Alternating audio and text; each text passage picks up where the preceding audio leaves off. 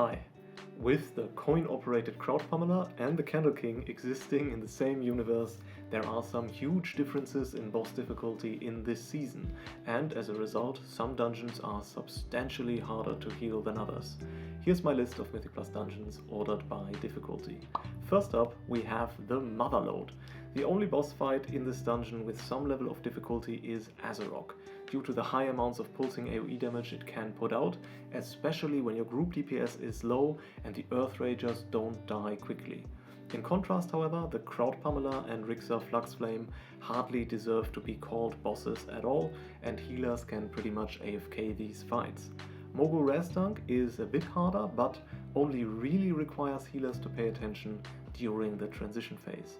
As a result, the MOTHERLODE features the easiest set of bosses overall, ranking at an average difficulty of only 3.3 out of 10. The trash in the dungeon is not quite as trivial as the bosses, with a number of enemies dealing high group-wide damage. Especially noteworthy are pulls including 2 Venture Company war machines, which deal high amounts of damage with their charged shot. However, there are not many of these difficult encounters, and the overall trash difficulty is moderate, ranking at a 6.0 out of 10. This puts MOTHERLODE at a mean rating of 4.7 out of 10, making it the easiest dungeon on our list. Slightly more difficult than MOTHERLODE, but still on the easier side, is the Darkflame Cleft. However, that's not necessarily true for all parts of the dungeon, as some bosses are significantly harder to deal with. Especially the Candle King can be a nightmare for healers, dealing very high amounts of group-wide damage non-stop for several minutes, and packing the potential for things to get even worse when the wax figures are not properly destroyed or you as a healer are targeted by the Darkflame pickaxe multiple times in a row. The Candle King is probably the hardest boss for healers in this season, as it places almost all of the responsibility for living the fight on your own shoulders. Blaziken can also be somewhat challenging when playing in random groups, as players might not play the candles correctly, which produces a lot of damage that's going out on the group. The other 2 bosses though are quite easy, giving the Darkflame Cleft a moderate ranking for boss difficulty at 6.3 out of 10. On the side of the trash mobs, it's mainly the first area of the dungeon which is difficult, due to the erratic damage patterns from Wiglighter bolts, dots, thrown rocks, and the overpowering roar. However, the trash after the Candle King stands in stark contrast to that, being very easy and allowing the healer to relax nicely while finishing out the key. It really is a good feeling when you get through the Candle King with a decent amount of time left in the key, knowing that victory is yours. As a result, the Darkflame Cleft gets the easiest trash ranking out of all the dungeon, coming in at only a 4 out of 10. Overall then, DFC is rated at 5.2 out of 10, placing it slightly ahead of the MOTHERLODE. Next up is Workshop, which reserves its spot as one of the lower dungeons on this list, mainly due to its easy boss fights. Really, only King Mechagon himself poses a relevant challenge to healers, with Megazap and Magneto Arm dealing high amounts of damage, and the constant moving around that's required during the fight adding to the potential for mistakes. However, the other 3 bosses are relatively uneventful, coming in at a difficulty rating of 4 out of 10 each, and putting Workshop at a low 4.8 out of 10 for boss fights. The trash in Workshop is harder than the bosses, but still on the easier side. The main challenge are the spider tanks, which constitute the single highest short duration healing check of the season. Between them and the MK3 defense bots, you definitely need to be locked in as a healer, but there are plenty of easy pulls to make up for it. With a trash difficulty ranking of 6.0 out of 10, Workshop overall comes in at number 6 with a 5.4 out of 10. Now we're getting to the dungeons with an average difficulty. At number 5 we got the Theatre of Pain. The bosses are rather easy, with the main risk being posed by the affront of challengers at the very beginning of the dungeon, especially when pulled together with the Raging Bloodhorn, which is how pugs commonly pull in my experience. The fight has a number of high damage AoE events going on, and there's also the risk of players not spreading out properly for Searing Death, which can escalate the difficulty of the fight quickly. Another noteworthy mention in terms of bosses is Mordretha, who requires everyone in the group to be vigilant and not get hit by the avoidable one-shots. Overall though, the bosses in Theatre are on the easier side, coming in at a 6 out of 10. The same is true for the trash fights in the instance, with most pulls being quite manageable, sprinkled with a few more challenging encounters like the rancid gas bags, portal guardians and the mini-bosses in the arena wing. As a result, the trash in Theater ranks as the second easiest dungeon trash of the season at a 5 out of 10, with only Darkflame Cleft being easier. Overall, this puts Theater of Pain at a 5.4 out of 10. Ahead of Theater of Pain in the difficulty ranking is the Rookery.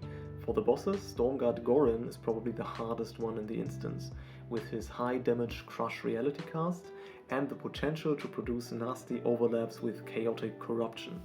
The other bosses are rather easy, but the final boss can produce some awkward situations due to the size of the arena and the space denial that happens throughout the fight, especially when you're cooked enough to play Preservation Evoker, like me. If you've ever healed the end boss as a Preservation Evoker, let's share the pain in the comments.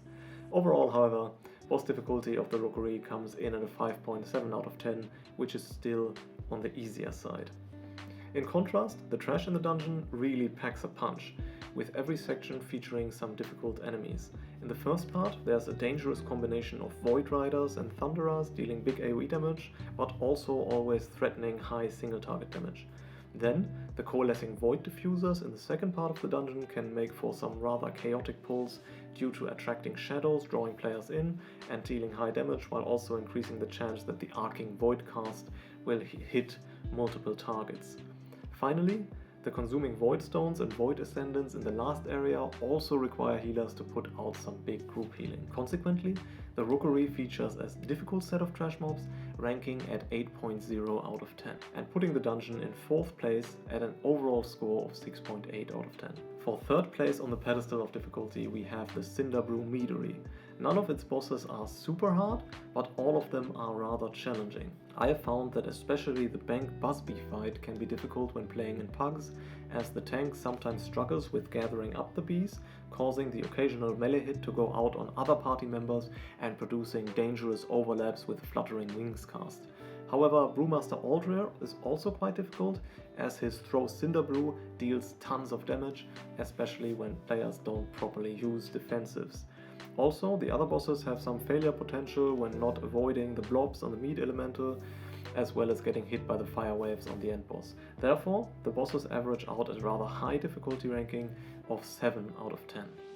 Similarly, the trash mobs in the dungeon are quite challenging, especially in the first room where the Hired Muscle cast Volatile Keg for a lot of group damage and the Pyromaniacs put Erupting Inferno on players.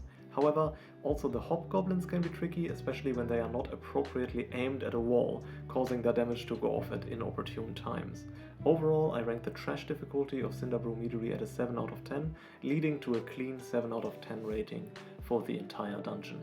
Second place goes to the Priory of the Sacred Flame.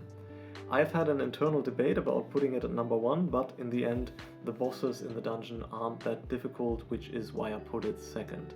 Baron Brownpike is the main boss event of the dungeon, as his combination of Castigator Shield and Sacrificial Pyre deals tons of damage that needs to be healed quickly, while also requiring healers to move around a lot during the fight. However, the other bosses are also not easy, as Captain Dalecry deals a ton of tank damage, and Prioress Murprey can produce some nasty overlaps of Inner Fire and Blinding Light. However, the bosses are not the scary part of the dungeon, coming in at only a 6.7 out of 10. Instead, it is the trash mobs that make healers quiver in their boots when entering Priory of the Sacred Flame. Apart from a few pulls around Sergeant Chainmail in the courtyard area, the dungeon does not give us healers much room to breathe.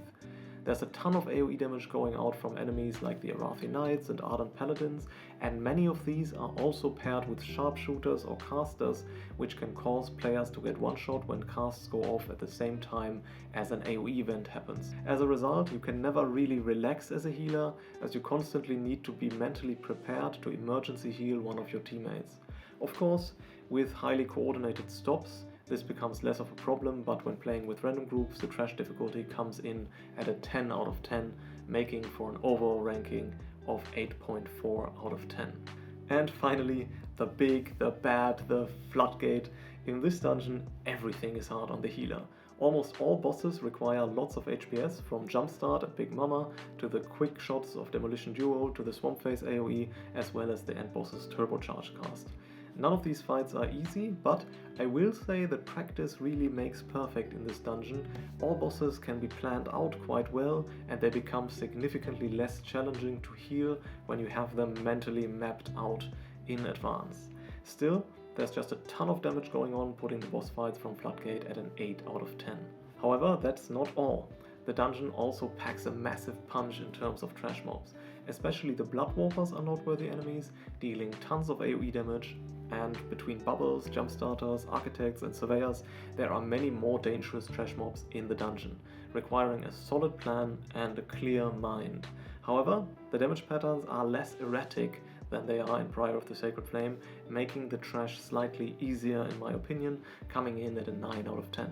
Overall, this puts Floodgate in first place at a ranking of 8.5 out of 10. What do you think? Do you agree with this list, or would you have rather ordered it differently?